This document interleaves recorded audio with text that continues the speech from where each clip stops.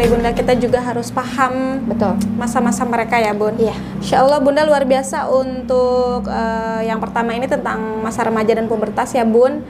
Kita yang kedua ya Bun, ini mengenai sikap anak terhadap orang tua. Banyak sekali pertanyaan yang masuk seperti bagaimana agar anak bisa nurut pada orang tua, bagaimana agar anak bisa terbuka, kemudian bagaimana agar anak bisa menerima masukan, dan lain sebagainya Bun. Ini bagaimana sih Bun?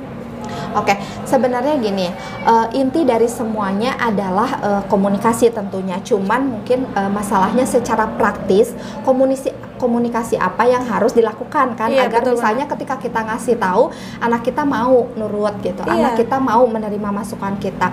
Tentunya sekarang selain mindful juga untuk ketika memperhatikan ada beberapa teknik yang memang bisa dilakukan orang tua. Itu kalau misalnya kita pengen dimengerti atau pengen anak terbuka, itu mereka ketika mereka menceritakan sesuatu, selain kita menahan atau mengendalikan respon kita, tentunya kita harus menjadi pendengar yang baik. Nah, pendengar yang baik itu apa? Kalau saya ya pribadi, kalau anak cerita gimana, itu, Bun? nggak bisa tahan untuk terus gitu ya, atau gimana, atau misalnya nggak bisa tahan untuk mengemukakan pendapat yang kita pengen gitu. Nah, kalau misalnya itu untuk menahannya itu ya dengan cara dua teknik. Kalau kita mau mendengar ketika anak mau bercerita, teknik itu pertama ada namanya silent teknik. Jadi benar-benar ketika anak bercerita, misalnya, Bun, aku hari ini mau cerita tentang sekolah, boleh. Kita mau teknik silent atau mau mirror listening. Nah, yang keduanya itu mirror. Kalau silent berarti apa? Ketika anak bercerita, kita cuma yang diam sambil ini ya, tetap gitu. Kontak mata tetap. Iya, tetap. Iya. Jadi anak tuh biasanya itu untuk anak yang memang kayak membuncah gitu loh, Bu. Jadi ceritanya membludak gitu. Membludak. Berarti itu perlu silent. Kalau anak yang misalnya sedikit-sedikit ceritanya, itu kan dia perlu motivasi, perlu pancingan, Bun. Betul, perlu pancingan, perlu motivasi, berarti harus pakai mirror listening. Jadi anak itu ngerasa bahwa dia dipahami, jadi termotivasi untuk mengungkapkan yang lain. Nah, mirror listening itu caranya gimana? Kita bisa mengulang apa yang dia ungkapkan atau bentuknya kesimpulan, tapi harus hati-hati kesimpulan. Jangan sampai judgement gitu. Nah, kalau misalnya mau mirror listening, misalnya gini, ibu cerita nih ke saya, Bu, misalnya ibu irit bicara, Bu, hari ini aku misalnya mau tadi aku ketemu temen, udah aja. Terus kepo kan, temennya siapa gitu. Oh, hari ini ketemu temen ya, gimana, seru atau misalnya senang atau apa gitu. Jadi itu kayak mengulang lagi. Itu sekalian menyelipkan pertanyaan tanpa bermaksud menginterogasi. Jadi kita mau menyelipkan pertanyaan agar dia mengungkapkan hal yang pancingan. Lain, betul. Tapi dengan cara mengulang lagi apa yang dia sampaikan. Itu namanya mirror listening. Wah, jadi luar biasa. Kita lihat dulu anaknya dulu gitu. Apakah dia tipe untuk silent atau mirror listening. Nanti anaknya kalau merasa dipahami pas kita ngeresponnya, nanti insya Allah anaknya akan mungkin terbuka, nyaman, mengungkapkan. Pelan-pelan ya, Bun ya. Kalau mendengarkan masukan, biasanya anak-anak zaman sekarang kan ya, aduh, Masya Allah, idenya tuh banyak. Mereka sudah punya pendapat sendiri. Udah berani. Kadang-kadang biasanya berani untuk speak up apa yang mereka inginkan, betul, gitu. Bunda. Apa yang mereka butuhkan, pokoknya udah berani aja. Nah, kadang-kadang ngerasa bahwa ide-ide yang kita sampaikan itu nggak masuk di itunya mereka. Nah, itu memang perlu validasi dulu. Validasi maksudnya setiap kita mau ngasih masukan, misalnya ada nih perilaku mereka yang salah, benar. Terus kita mau perbaiki, otomatis kan kita ngasih masukan ya, agar si perilakunya itu berubah menjadi lebih baik. Nah, kita validasi dulu tujuan dia tuh apa melakukan itu. Tahu nggak itu baik atau buruk. Terus kalau misalnya mereka tidak tahu, tentunya kita harus kasih tahu dulu. Oh, kamu tidak tahu ya. Gitu. Jadi dia tuh, oh aku nggak asal disalahin, aku nggak asal ini.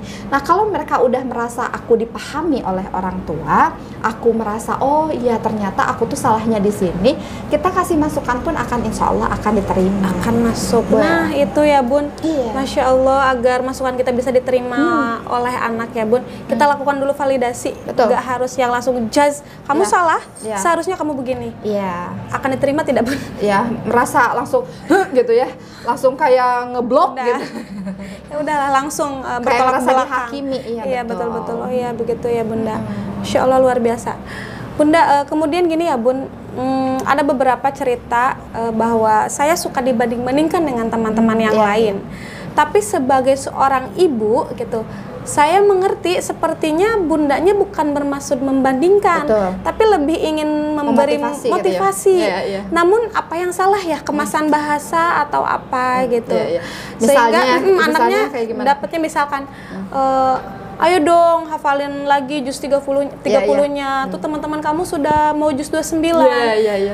Sebagai orang tua, maksud kami itu sepertinya ingin memotivasi, tapi anak sekarang tuh cerdas luar biasa. Kami dijudge bahwa ayah bunda membanding-bandingkan. Ya, memang sekarang itu secara nggak sadar kan banyak hal atau perilaku atau kata-kata ya secara verbal yang mungkin disalahartikan oleh anak ya, karena mereka memang punya wawasan yang lebih. Sekarang itu zamannya udah beda gitu ya.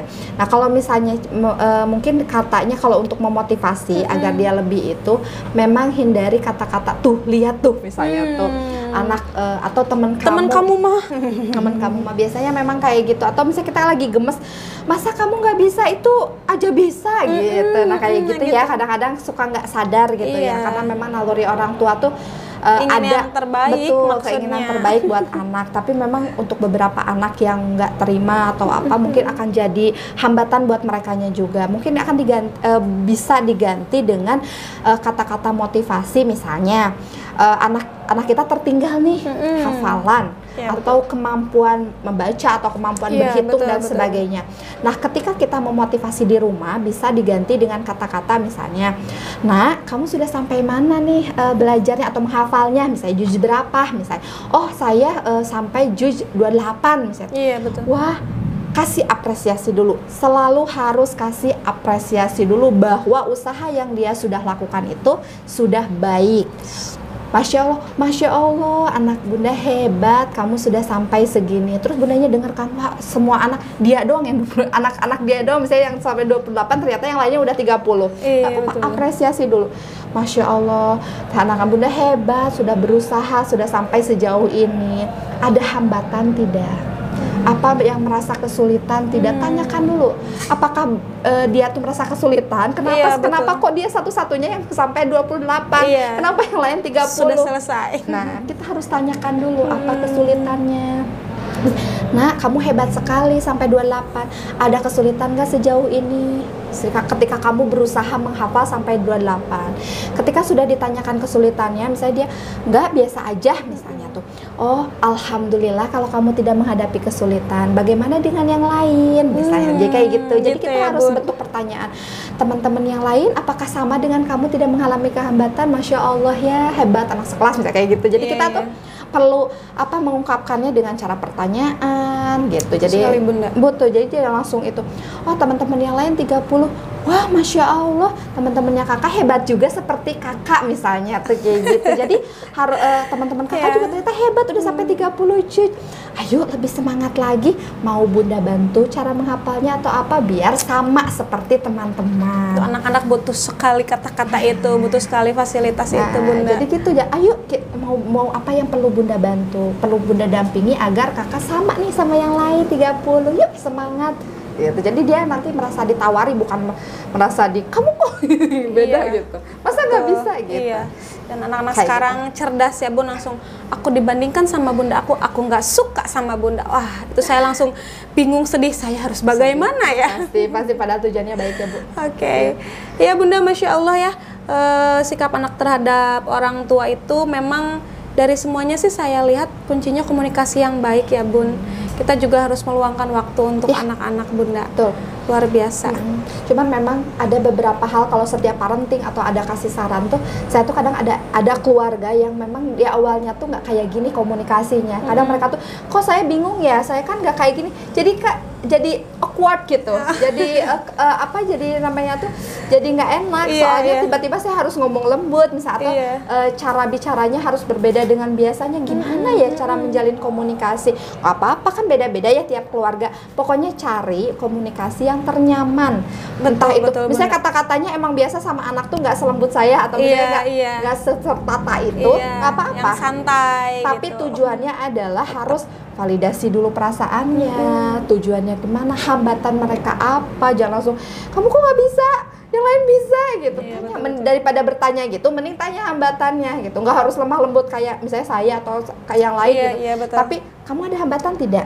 Apa yang hambatannya? Yuk sama. Ada yang bisa Bunda bantu? Ya gitulah ya. Oke Bunda. Ya Masya Allah Bunda, Alhamdulillah untuk pembahasan hari ini ya tentang masa pubertas anak remaja, kemudian juga tentang sikap anak terhadap orang tua. Mudah-mudahan pertanyaan dari ayah bunda semua terjawab oleh kami. Kalaupun tidak, nanti kita boleh berbincang-bincang lagi ya ayah bunda. Baik Bunda, terima kasih banyak untuk hari ini. Masya Allah luar biasa ilmunya hari ini, luar biasa. Saya jadi tahu silent apa Bunda? Teknik silent sama mirror listening ya Bun ya, luar biasa. Ayo ya Bunda, kita praktikkan di rumah komunikasi dengan baik dengan anak-anaknya agar anak-anak kita menjadi anak-anak yang lebih baik. Terima kasih sudah menyaksikan acara hari ini. Kita ketemu lagi dalam acara Ayah Bunda Bertanya, Alami Menjawab. Saya akhiri. Wassalamualaikum warahmatullahi wabarakatuh. Waalaikumsalam.